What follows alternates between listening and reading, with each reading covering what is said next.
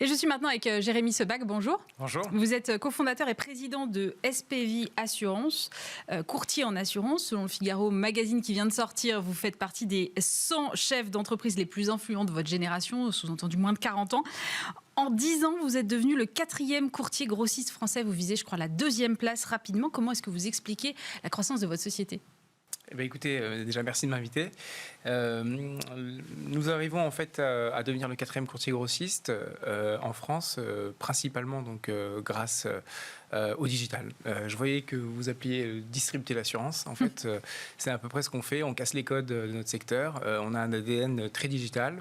En 2016, on a fait une première levée de fonds et on a beaucoup investi dans le capital technologique au sein d'une filiale qui s'appelle Assureware, qui est une insurtech française reconnue comme telle.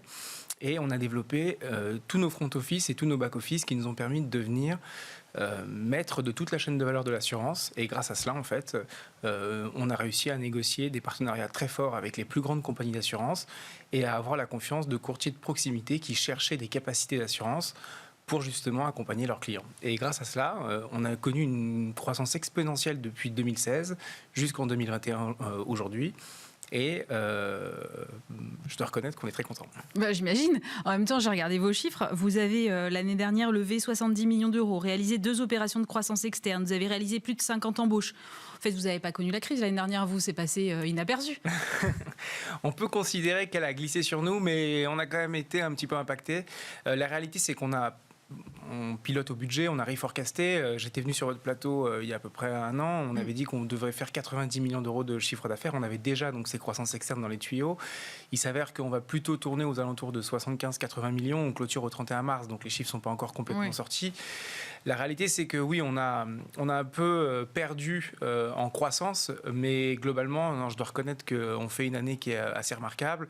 Les entreprises qui nous ont rejoints, donc l'assurance de l'Adour et le groupe CGRM, nous a permis en fait de consolider notre chaîne de valeur, à la fois donc sur la production. Donc l'assurance de l'Adour, c'est à peu près 15 000 nouveaux contrats en santé individuelle pour des seniors par an. Et CGRM est une société de gestion que nous avons rachetée au groupe Willis Towers Watson. Et qui, lui, en fait, effectivement, donc, liquide les prestations en frais de santé, donc tout ce qui touche au remboursement de mutuelles. Et on a complété notre offre et on a récupéré à peu près 300 collaborateurs grâce à ces 2 réquisitions et on est très satisfait. Donc au total, vous êtes à combien de collaborateurs ? Alors, on a dépassé les 400. Vous avez dépassé les 400 ? Ah, d'accord.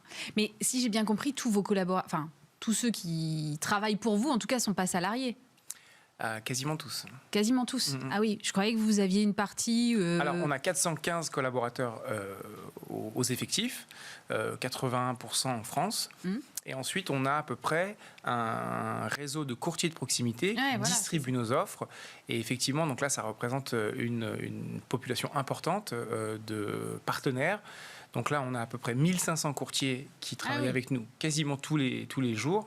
On appelle ça des codes actifs. Donc, c'est-à-dire qu'en fait, ils font au moins une affaire sur notre gamme de produits dans l'année, avec lequel on a D'accord, ah oui, donc ça reste relatif quand même. Voilà, donc 1500 courtiers.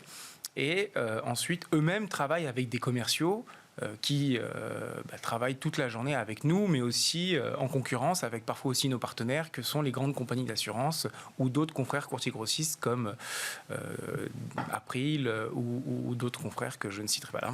D'accord. Alors, vous avez lancé en juin une nouvelle offre de complémentaire santé qui permet d'intégrer ses parents et ses beaux-parents en tant que bénéficiaires du contrat au même titre que ses enfants. Ça n'avait jamais été fait avant, ça ?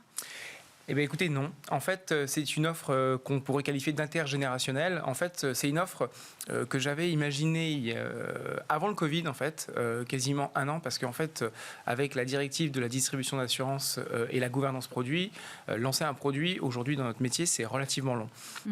Et donc, on s'y était préparé presque un an avant. Entre-temps, donc, le Covid arrive et les personnes âgées sont devenues les personnes les plus vulnérables par rapport à cette crise sanitaire.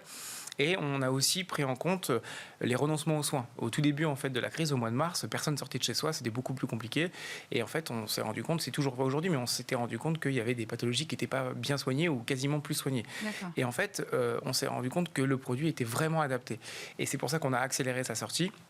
Et oui, effectivement, cette mutuelle est la première en fait qui permet de couvrir donc ses ascendants, à savoir parents ou beaux-parents, sur le même contrat, avec une facilitation de tous les outils digitaux associés, puisque comme nous sommes très tech, très digitaux, on a des espaces assurés où vous pouvez vous connecter, vérifier dans le respect du RGPD évidemment si justement les soins ont bien été faits.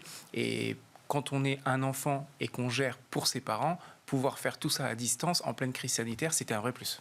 Oui, surtout si c'est sur le même contrat, on n'a pas à galérer entre... Exactement.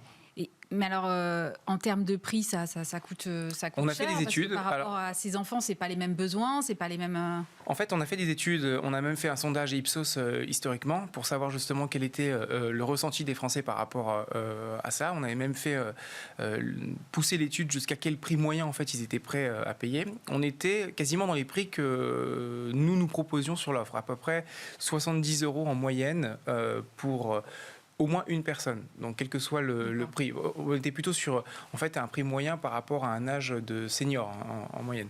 Et la réalité, c'est que ça ne coûte pas beaucoup plus cher, au contraire, c'est ce que je disais sur différents plateaux.